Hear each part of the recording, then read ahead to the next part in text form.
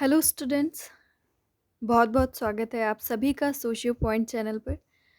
बच्चों, आज हम लोग डिवीज़न ऑफ लेबर जो कि इमाइल दरखाइम ने दिया है, इसको डिस्कस करेंगे। और बहुत सारी जगहों पर इसका कॉन्सेप्ट गलत दिया होता है ना? कहते हैं कि इकोनॉमिक बेस पर इन्होंने डिवीज़न ऑफ लेबर थ्योरी को दिया है, बट ये पॉइंट बहुत गलत दिया होता है ना?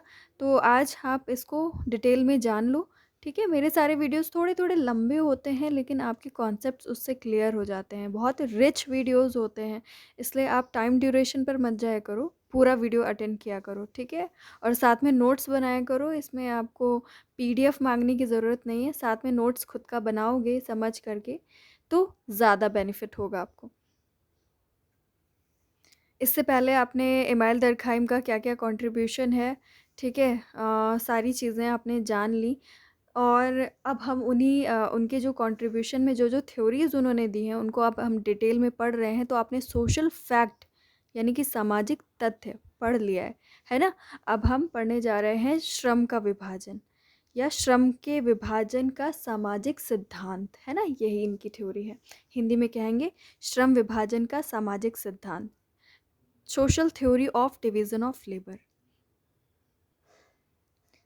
डिवीज़न ऑफ लेबर को इससे पहले John Stuart Mill, Adam Smith, Herbert Spencer, इन सभी ने, है ना? इसके अलावा और भी होंगे थोड़े बहुत जिन्होंने डिवीज़न ऑफ लेबर बता दिया है पहले ही, लेकिन उन्होंने अपने-अपने अकॉर्डिंग बताया है, ठीक है? ज़्यादातर लोगों ने कहा कि ये आपका सोसाइटी में प्रोडक्शन बढ़ाने के लिए बहुत कारगर सिद्ध होता है डिवीज़न ऑफ लेबर, है ना? स्पेंसर का तो आप जानते ही हो, पढ़ चुके हो। स्पेंसर क्या कहते हैं कि ये इवोल्यूशन प्रोसेस में हेल्प करता है ना? जैसे-जैसे आपने पढ़ा ना, simple society to complex society वो कहते हैं सिंपल में क्या होता है, डिवीज़न ऑफ लेबर, यानी कि सिंप्लिसिटी जो कम होती है, तो मतलब क्या है, डिवीज़न ऑफ लेबर का क्वांटिटी कम होती है। जैसे-जैसे सोसाइटी कॉम्प्लेक्स की तरफ बढ़ती जाती है, यानी कि जटिल व्यवस्था की तरफ, वैसे-वैसे क्या होता है, उसमें डिवीज़न ऑफ लेबर ज़्यादा होता है ना? लेकिन उन्होंने क्या कहा कि इससे क्या होता है, इवोल्यूशन होता है ना, वो इवोल्यूशन नाम लेते थे। यहाँ पर स्पेंसर क्या कहते हैं, सॉरी, इमाइल दरखाइम क्या कहते हैं?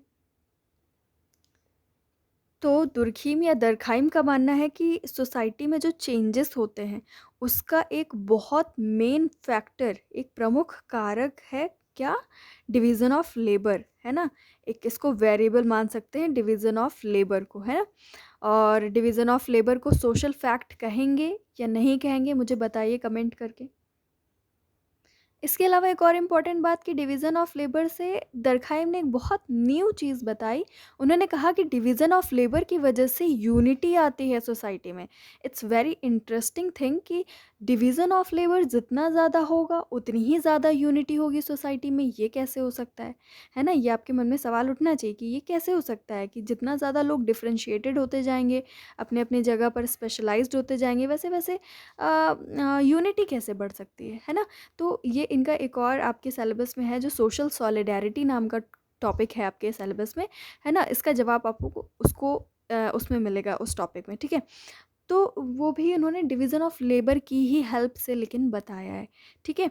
तो इस बात को अपने दिमाग में रखो। और आज हम लोग क्या करेंगे, डिवीज़न ऑफ लेबर के पहले सामाजिक कारक यानी कि social factor of division of labour देखेंगे कि कौन-कौन से वो फैक्टर्स होते हैं जिसकी वजह से डिवीज़न ऑफ लेबर होता है सोसाइटी में। उसके बाद फिर हम देखेंगे, और उनको अच्छे से सुन लीजिएगा, फिर उन्हीं उन्हीं फैक्टर्स का यूज़ करके हम process and effect of division of labour देखेंगे, है ना? Process and effect of division of labour यानी कि श्रम विभाजन की प्रक्रिया तथा प्रभाव। तो आपको कारक बहुत अच्छे से सुनना है, ठीक है? तो आप रिलेटेड बुक देख सकते हो, the division of labour in society, book का नाम है, 1893 में पब्लिश हुई थी। आप लोग मुझे कमेंट करके बताइए कि दरखाइम ने अपनी पीएचडी थीसिस किस टॉपिक पर लिखी थी। जो ऑल अबाउट इमाइल दरखाइम है, उसमें मैंने इन सारी चीज़ों को बताया है। तो बताइएगा पीएचडी थीसिस जो थी, या उनकी फर्स्ट बुक कौन-सी थी, है ना? वो मुझे बताइएगा।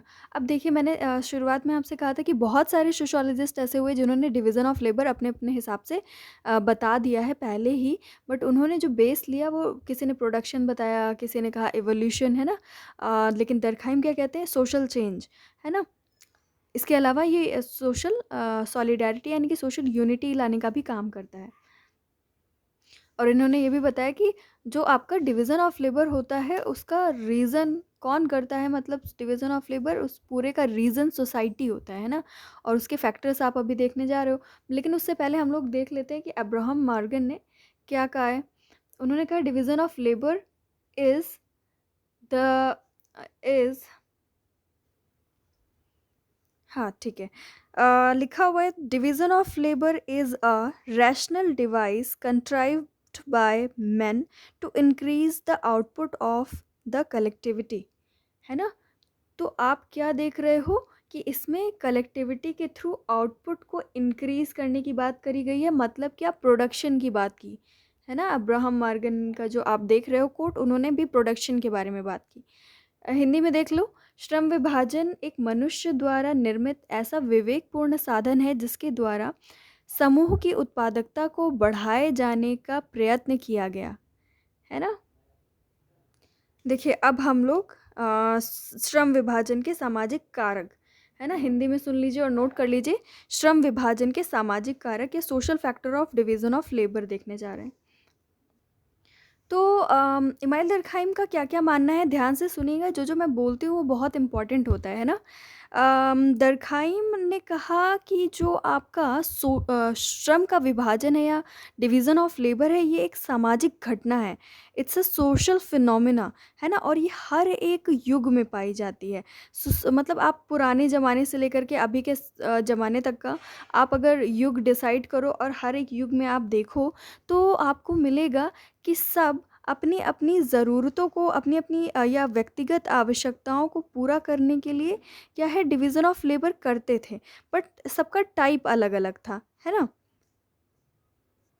जैसे आप बिल्कुल पुराने समय में चले जाओ, प्रिमिटिव में चले जाओ या फिर जहाँ पर तुरंत से सोसाइटी में फैमिली आई, तो उसमें भी क्या था कि फीमेल्स क्या करेंगी, घर का सारी चीज़ें देखेंगी, वो अपने संतानों का पालन-पोषण में करेंगी और जो आपके सोसाइटी में मेल्स होंगे वो क्या करेंगे, जो लाइवलीहुड है उसको लाने का काम करेंगे, उसको अर्न करने का काम करेंगे। तो पहले के ज़माने में आपका जो जेंडर है उसके हिसाब से भी या एज है, क्या एज है उसके हिसाब से भी अपने-अपने सबको काम बाँट दिए जाते थे, है ना? औरतें हैं तो उनको क्या काम मिलेगा, बच्चे हैं तो उन्हें क्या काम मिलेगा, पुरुष शिकार करेंगे, है ना? दूर-दूर जाएँगे और शिकार करेंगे, खाने का संग्रह करेंगे।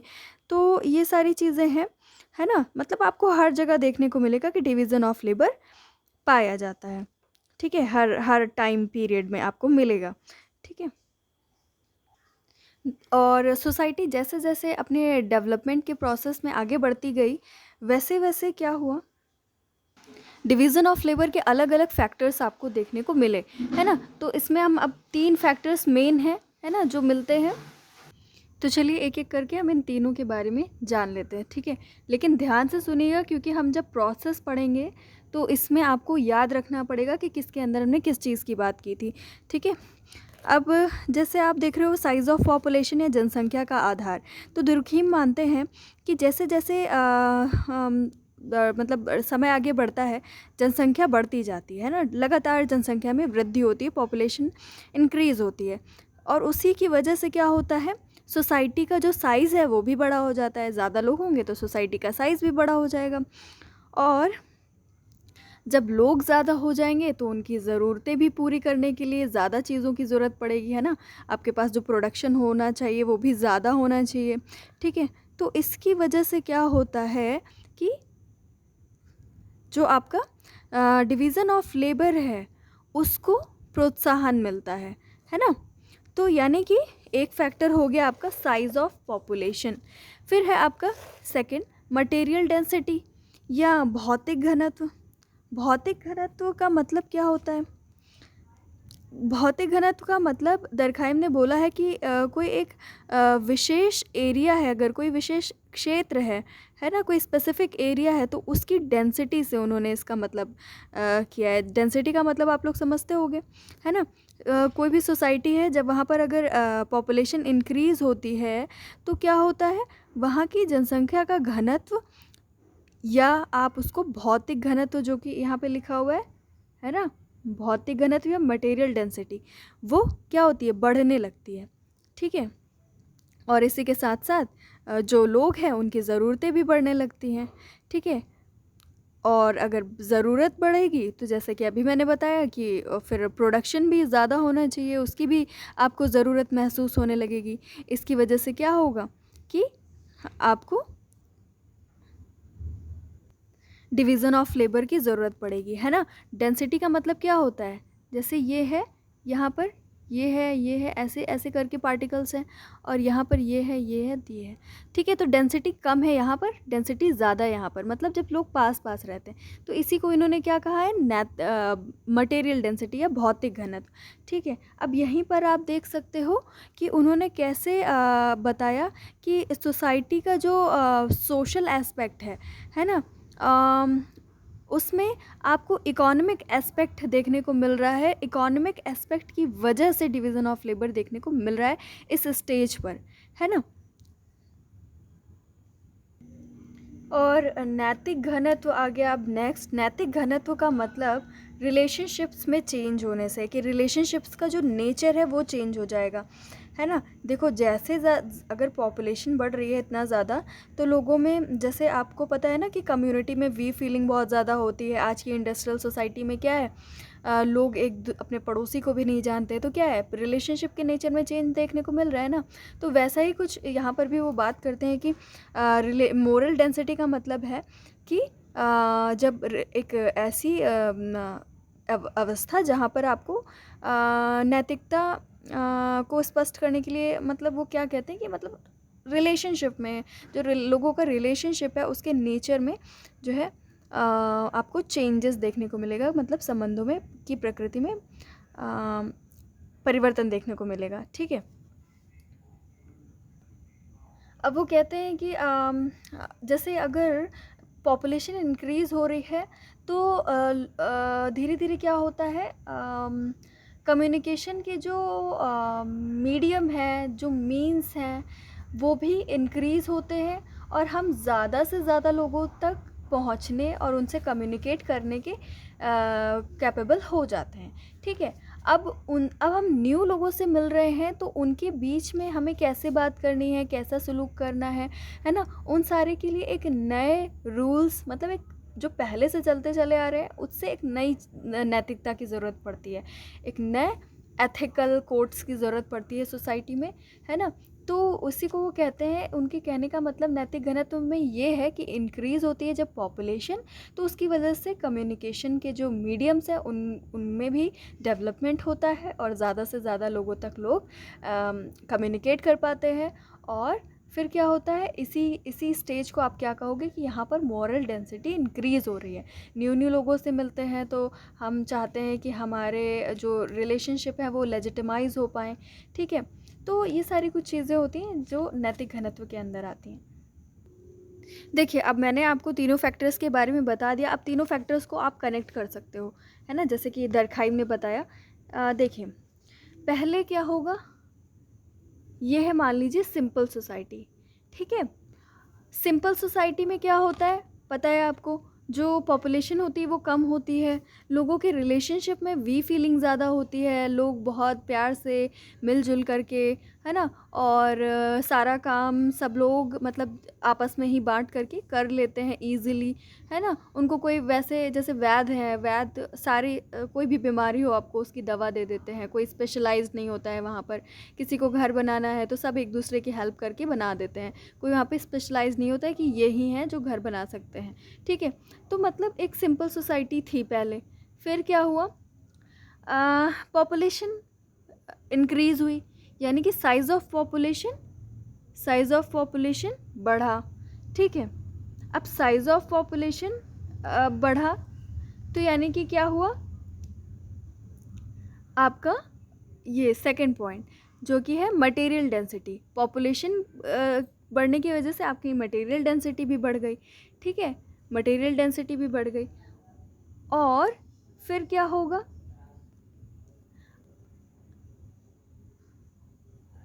जब ज़्यादा लोग हो जाएंगे तो यहाँ पर क्या होगा, कम्युनिकेशन के जो मीन्स हैं, जो मीडियम हैं वो भी इंक्रीज़ होंगे। मतलब हम कैसे ज़्यादा से ज़्यादा लोगों तक कनेक्ट कर सकें, इसमें आपके ट्रांसपोर्टेशन का भी डेवलपमेंट हो सकता है, या आप कैसे लोगों से ज़्यादा पहुंच सकते हो, तो वो सारे जो मीडियम्स हैं, जो तरीके हैं, जो साधन हैं, उसमें भी वृद्धि होती है। तो इतना सब कुछ यहाँ पर हो गया सिंपल सोसाइटी के आगे। तो ऐसे करके क्या होता है,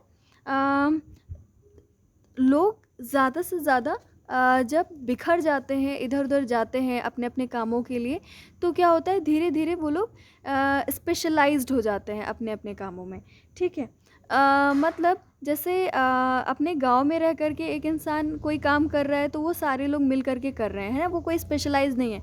बट जैसे जैसे वो दूसरे लोगों से मिलेगा, लोग उससे पूछेंगे कि हाँ भाई तुम क्या कर सकते हो, है ना, तुम मेरे लिए मतलब क्या कर सकते हो, तो मैं उसके बदले में आपको उसका पेमेंट करूँगा। तो आप किसी एक ही चीज़ को बता सकते हो, तो ऐसे करके मतलब क्या होगा कि फिर आपका लेबर डिवाइड हो जाएगा, है ना। जैसे कि मान लो आपका जो मान लो आप गांव में रहते थे, फिर आप गांव से निकल कर के शहर में गए, क्योंकि अब शहर में गए हो।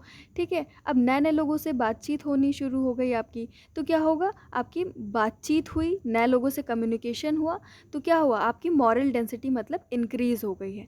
और आप अपनी सिंपल सोसाइटी से निकल करके बाहर क्यों गए, क्योंकि यहाँ पर पॉपुलेशन का साइज़ और पॉपुलेशन की डेंसिटी दोनों इंक्रीज़ हो गई थी। ठीक है। तो आप निकल करके बाहर गए, लोगों से कम्युनिकेट किया, उन्होंने पूछा कि आप कैसे सर्व कर सकते हो, कैसे हम आपको कौन सा काम दे सकते हैं। तो ऐसे करके आप एक ही काम बताओगे उसको, और धीरे धीरे वही काम करने लगोगे। तो क्या होगा, यहाँ पर डिवीज़न ऑफ लेबर हो जाता है ना। अब जानते हो आप, जब डिवीज़न ऑफ लेबर हो जाता है तो वहाँ पर सिंपल सोसाइटी से कौन सी सोसाइटी बन जाती है, कॉम्प्लेक्स सोसाइटी, है ना। अब इसको हम, इसी चीज़ को हम डिटेल में समझने जा रहे हैं। ठीक है। जो आपकी नेक्स्ट हेडिंग है, श्रम विभाजन की प्रक्रिया तथा प्रभाव, process and effect of division of labour, है ना, उसको इसी चीज़ को उसमें डिटेल में समझने जा रहे हैं। ठीक है। बिल्कुल भी परेशान मत होइएगा, आपको अच्छे से समझ में आ जाए, इसलिए मैंने इन सारी चीज़ों को बताया है इस तरीके से। ठीक है। अब हम लोग डिवीज़न ऑफ लेबर की प्रोसेस समझेंगे, और उसके साथ में क्या क्या प्रभाव पड़ते हैं समाज पर वो भी जानेंगे। ठीक है। प्रोसेस एंड इफ़ेक्ट, देखिए अब ध्यान से समझ लीजिए इसी प्रोसेस को। सबसे पहले क्या है, आपकी एक सोसाइटी है जिसको हम क्या कहेंगे, शुरुआती दौर की सोसाइटी, सिंपल सोसाइटी, यानी कि सरल समाज। ठीक है। टाइम के साथ साथ क्या होगा, पॉपुलेशन डेंसिटी, यानी कि जनसंख्या घनत्व बढ़ेगा। ठीक है। जनसंख्या घनत्व बढ़ा मतलब साइज ऑफ पॉपुलेशन भी बढ़ा। पॉपुलेशन का साइज यानी कि जनसंख्या का आकार बढ़ गया। ठीक है। अब जनसंख्या का आकार बढ़ा तो मतलब यहाँ पर सारी जनसंख्या की कुछ ना कुछ ज़रूरतें हैं, उनको पूरा करने के लिए एक छोटा सा गांव पूरा नहीं पड़ रहा है। अब उनको उस गांव से निकलना पड़ेगा, यानी कि जो सिंपल सी सोसाइटी है, गांव सिंपल सोसाइटी के एग्जांपल है, पता है ना आपको। सिंपल सोसाइटी से अब ये लोग निकलेंगे, दूसरे शहरों में जा कर के कांटेक्ट करेंगे। तो जब ये लोग दूसरे शहर में जाएंगे तो क्या होगा, मॉरल डेंसिटी इंक्रीज़ होगी। ठीक है। नैतिक घनत्व भी बढ़ेगा। अब नैतिक घनत्व बढ़ेगा तो मतलब ये लोग दूसरे लोगों से कम्युनिकेट करने जा रहे हैं। ठीक है। अब जैसे किसी ने कहा कि मैं तुम्हें यहाँ पर 1 साल के लिए रख रहा हूँ और तुम्हारी इतनी पेमेंट होगी। ठीक है। अब ठीक है, उन्होंने कह तो दिया, बट हम लोग क्या करते हैं कि भाई लिख करके दो उसमें, ताकि उसका प्रूफ रहे आपके पास। तो ये अलग टाइप का रिलेशनशिप है ना। गांव में किसी ने कह दिया कि भाई उधार है, 10 दिन में दे दूंगा, तो वो अलग टाइप का रिलेशनशिप है, वहाँ पर अलग टाइप की बातें हैं, अलग टाइप का भरोसा है एक दूसरे के ऊपर। बट यहाँ पर अलग टाइप की मॉरल डेंसिटी है ना। अब यहाँ पर बातचीत करने के तरीके भी अलग हैं। ठीक है। यहाँ पर उतना ज़्यादा लोग पर्सनल नहीं होते हैं। जैसे जैसे मॉरल डेंसिटी इंक्रीज़ होती है, मतलब रिलेशनशिप के जो नेचर हैं वो भी चेंज हो जाता है। और देखो, ये सिंपल सोसाइटी से बहुत सारे लोग बाहर निकल कर के आएंगे दूसरी जगह पर जा कर के काम की तलाश में। तो क्या होगा, यहाँ पर बहुत सारे लोग हो जाएंगे इस प्लेस पे, तो यहाँ पर कंपटीशन बढ़ जाएगा, है ना। और कॉन्फ्लिक्ट बढ़ जाएगा कि भाई मुझे ये काम मिल जाए, मुझे ही ये काम मिल जाए, है ना? मैं सबसे अच्छा करके दिखाऊँगा। तो इसमें आप जब जाओगे दूसरी जगह पे, तो आप एक ही काम को बताओगे, है ना? जो आपको सबसे बढ़िया आता होगा, है ना? क्योंकि वहाँ पर बहुत सारे लोग हैं वो चीज़ करने के लिए, ठीक है? आप बोलोगे हम सब कुछ कर सकते हैं, तो आपको कुछ नहीं मिलेगा, आपको एक चीज़ बतानी पड़ेगी। तो क्या होगा अब यहाँ पर अम क्या होगा कि पहली बात तो कॉन्फ्लिक्ट भी बढ़ गया, संघर्ष कि मुझे मिल जाए, कॉम्पिटिशन हो गया कि मैं बहुत अच्छा कर सकता हूँ ये काम, ठीक है? और आपने एक ही काम चुन लिया, यानी कि आपको यहाँ पर लेबर का डिवीज़न होता हुआ दिख गया, है ना? आपकी श्रम का विभाजन होता हुआ दिख गया कि घर बनाना है तो ये नहीं कि मुझे घर बनाना आता है, ये नहीं कहोगे। ये कहोगे कि मैं अच्छा आर्किटेक्ट हूँ, या मैं इसमें जो ईंटें जोड़ने का काम वो कर सकता हूँ, या मैं लोगों को ईंटें देने का काम कर सकता हूँ, मतलब एक काम बताओगे ना, तो वो है। तो मतलब डिवीज़न हो गया लेबर का। अब ये नहीं कह सकते कि मुझे घर बनाना आता है, उसमें कोई एक चीज़ बतानी पड़ेगी आपको। ठीक है, कॉन्फ्लिक्ट हो गया, कंपटीशन हो गया, ये फैक्टर है ना? ये सॉरी इफ़ेक्ट है कि सोसाइटी में इफ़ेक्ट पड़े कि इस कॉन्फ्लिक्ट बढ़ गया, कंपटीशन बढ़ गया सोसाइटी में, डिवीज़न ऑफ लेबर बढ़ गया, है ना? और उसके बाद क्या होगा, सोसाइटी जहाँ पर सिंपल दिख रही थी, वहाँ पर अब आपको बहुत डिफरेंशिएटेड दिख रही है। सिंपल सोसाइटी का मतलब क्या होता है, जहाँ पर सारे लोग मिलजुल करके रहते हैं, पता नहीं चलता है कि कौन किस चीज़ में स्पेशलाइज्ड है, सब एक दूसरे की हेल्प करके रहते हैं। किसी को कोई एक चीज़ ऐसा नहीं होता कि बहुत अच्छे से आता है कि दूसरे को उतने अच्छे से ना आता हो, है ना? ऐसा कोई कंपटीशन नहीं होता है। बट जब आपने ये सारी चीज़ें देखी, तो उसके बाद जो आपकी न्यू सोसाइटी आपको देखने को मिल रही है, जहाँ पे बहुत ज़्यादा लोग स्पेशलाइज्ड हैं अपने अपने फील्ड में, उनको एक ही काम आता है, फिर दूसरा काम कह दो तो नहीं आएगा, ठीक है? तो ये आपकी डिफरेंशिएटेड सोसाइटी हो गई, है ना? यानी कि समाज का विभेदीकरण बढ़ गया, सोसाइटी में डिफरेंशिएशन बढ़ गया, है ना? कि भाई ये उस चीज़ के हैं तो ये उस चीज़ के हैं, ये सोशियोलॉजी के टीचर हैं तो दूसरे इकोनॉमिक्स के हैं। अब मुझसे कह दो कि जाकर के इकोनॉमिक्स पढ़ा दो, तो मैं नहीं पढ़ा सकती। अगर मुझे किसी इकोनॉमिक्स में किसी चीज़ की हेल्प चाहिए होगी, तो मैं इकोनॉमिक्स वाले टीचर के पास जाकर के हेल्प लूँगी, है ना? तो मतलब डिफरेंशिएशन बहुत ज़्यादा बढ़ गया, विभेदीकरण हो गया, ठीक है? तो ऐसे करके आपकी कौन सी सोसाइटी बनती है, complex society. At the end जो सोसाइटी आती है आपकी, वो कौन सी होती है, कॉम्प्लेक्स सोसाइटी या जटिल समाज, जहाँ पर आपको आप जैसे ये नहीं कह सकते कि यहाँ पर ऐसे लोग रहते हैं, या मतलब आप किसी तरीके से जनरलाइज नहीं कर सकते, क्योंकि सब लोग अलग अलग हैं अब यहाँ पर, है ना? अब बड़ी ही कॉम्प्लेक्स सोसाइटी हो गई है, सबका काम अलग अलग हो गया है, ठीक है? अब हर एक इंसान के गेट पे नेम प्लेट लगी होती है कि ये इंजीनियर हैं, ये टीचर हैं, ये डॉक्टर हैं, ठीक है? मतलब ये बहुत कॉम्प्लेक्स हो गई है। और गांव में जाओ तो सिंपल लोग हैं वो, है ना, जो एक दूसरे की हेल्प करके रह रहे हैं। तो ये कॉम्प्लेक्स सोसाइटी है और ये सिंपल सोसाइटी है आपकी, ठीक है? तो यही प्रोसेस है आपकी डिवीज़न ऑफ लेबर की, जो बीच में चीज़ें बताई ना, यही प्रोसेस है। और कुछ जो पॉइंट बताए वो इफ़ेक्ट है, इसके अलावा भी और कुछ इफ़ेक्ट्स होते हैं जिनके बारे में हम अभी डिस्कशन कर लेते हैं, ठीक है? विशेषीकरण आपको पता चल गया ना, स्पेशलाइजेशन, जो अपने ही काम में एक पर्टिकुलर काम में स्पेशलाइज्ड या विशेषीकृत होते हैं, जिनको एक ही काम बहुत अच्छे से आता है। तो ये चीज़ कब होता है, जब जैसे जैसे सोसाइटी आगे बढ़ती है ना, टाइम के साथ साथ वो कॉम्प्लेक्स होती जाती है, ठीक है? और प्रतियोगिता बढ़ती है, आपको अभी बताया, कॉन्फ्लिक्ट होता है ना? इम्पोर्टेंस ऑफ वर्क, सबके अपने अपने काम का अलग अलग इम्पोर्टेंस हो जाता है, ठीक है? मतलब जैसे मैं सोशियोलॉजी पढ़ा रही हूँ, तो मुझे सोशियोलॉजी ही पढ़ाना आएगा, तो मेरे लिए सोशियोलॉजी की टीचिंग इम्पॉर्टेंट है, किसी के लिए कुछ इम्पॉर्टेंट है। तो ये कार्य का महत्व भी बढ़ता जाता है, ठीक है? और देखो, पारस्परिक निर्भरता कैसे बढ़ती है, इंटरडिपेंडेंस कैसे बढ़ती है सोसाइटी में। अब देखो, कोई ऐसा इंसान है जो कान का बहुत अच्छा डॉक्टर है ना? कोई ऐसा इंसान है जो बहुत अच्छे से टीचिंग जानता है, तो वो टीचर बन गया। तो टीचर का कभी कुछ ईयर से रिलेटेड इशू होगा, तो उसको जाना ही पड़ेगा डॉक्टर के पास, उस डॉक्टर के पास, ठीक है? और डॉक्टर के बच्चे को अगर पढ़ाना है तो उसको उस टीचर के पास जाना ही पड़ेगा। तो इंटरडिपेंडेंस हो गई अब। ऐसा नहीं कर सकता कि डॉक्टर अपने बच्चे को पढ़ा भी ले और उसकी सारी प्रॉब्लम्स भी दूर कर दे, है ना? सारा काम जो भी बच्चे का है वो पूरा कर ले, ऐसा नहीं हो सकता। अब उसको जाना पड़ेगा दूसरों के पास, यानी कि पारस्परिक निर्भरता बढ़ गई, यानी कि इंटरडिपेंडेंस बढ़ गई, है ना? कोऑपरेशन कोऑपरेशन भी बढ़ गया, क्योंकि इंटरडिपेंडेंस बढ़ी है तो भाई कोऑपरेट करके रहना ही पड़ेगा। आप कभी भी टीचर से नहीं झगड़ सकते, आप कभी भी डॉक्टर से नहीं झगड़ सकते, क्योंकि आपको पता है कभी ना कभी एक दूसरे की ज़रूरत पड़नी ही पड़नी है। तो कोऑपरेशन आ जाता है, इंडिविजुअलिज्म आ जाता है। इंडिविजुअलिज्म यानी कि व्यक्तिवाद कैसे आ जाता है कि सबको लगता है कि वो अपने काम में स्पेशलाइज्ड हैं, तो उनको हर एक इंसान की ज़रूरत पड़ेगी और वो बड़े इम्पॉर्टेंट हैं, है ना? मतलब व्यक्तिवाद आ गया। एक दूसरे के लिए कोई वैसी सहानुभूति नहीं है, सब कुछ पैसा है, सब कुछ अपना स्किल है ना? ऐसी सोसाइटी बन जाती है। इसमें ये एक नेगेटिव पॉइंट है कि इसमें मतलब लोगों के अंदर ईगो आ जाता है, ठीक है? और वर्क संघर्ष भी होता है। वर्क संघर्ष आप आराम से बता सकते हो ना कि लोगों को अपना अपना काम बड़ा इम्पोर्टेंट लग रहा है ना? अब तो डॉक्टर वाले सोच रहे हैं हम बड़े इम्पोर्टेंट हैं, इंजीनियर सोच रहे हैं हम बहुत इम्पोर्टेंट हैं, ठीक है? या हम बहुत बड़े हैं, या हम इनसे भी ज़्यादा बड़े हैं। टीचर सोच रहा है या हम सबसे बड़े हैं क्योंकि हम तो सबको टीच करते हैं। मतलब सबको लग रहा है वो बड़े इम्पोर्टेंट है, तो ऐसे करके उनका अलग अलग क्लास डिवाइड हो गया।